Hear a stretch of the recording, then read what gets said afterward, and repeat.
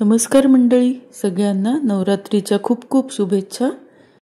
गौरीज चॅनलमध्ये तुमचं सगळ्यांचं खूप खूप स्वागत। नवरात्र म्हणलं की पुरणपोळी ही आलीच। इथे आपण बघतोय ही टम्म फुगलेली पुरणपोळी आणि त्यावरती गरमागरम तूप।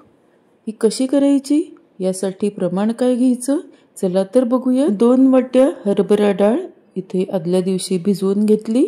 ही भिजवलेली हरभरा डाळ छोट्या कुकरमध्ये पाणी घालून त्यामध्ये 2 चमचे तेल आणि 1 चमचा इथे हळद घातली।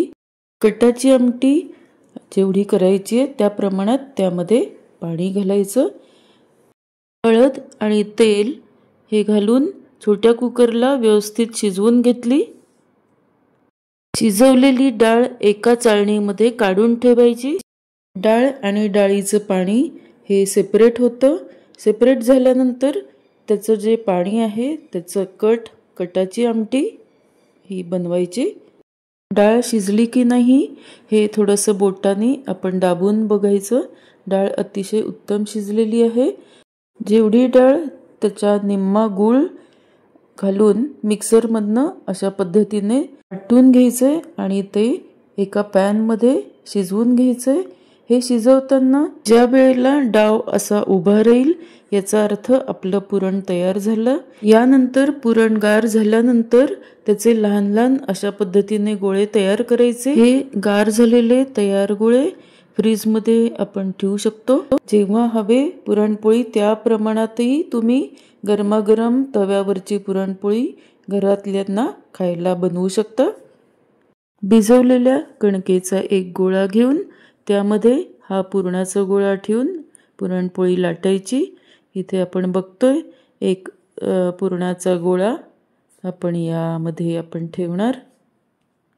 अशा पद्धतीने कणकेची छान वाटी करायची।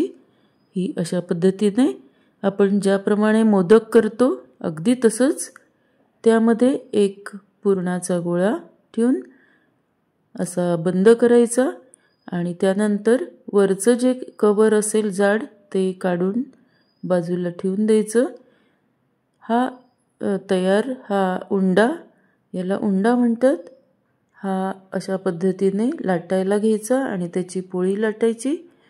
ही इथे आपण बघतोय छान पोळी ही अशी त्याच्यावरती तूप। पुरणपोळी बनवण्यासाठीच्या काही टिप्स। पुरण चांगलं शिजण्यासाठी आदल्या दिवशी हरभरा डाळ भिजवून ठेवा। पुरण चांगलं शिजण्यासाठी त्यामध्ये 1 चमचा तेल आणि 1 चमचा हळद हे प्रमाण त्यामध्ये। नंबर 3, पुरणपोळी मऊसूत होण्यासाठी 2 तास आधी कणिक छान भरपूर तेल घालून आणि पातळ अशी छान भिजवून घ्या। सबस्क्राईब, लाईक, शेअर नक्की करा। धन्यवाद।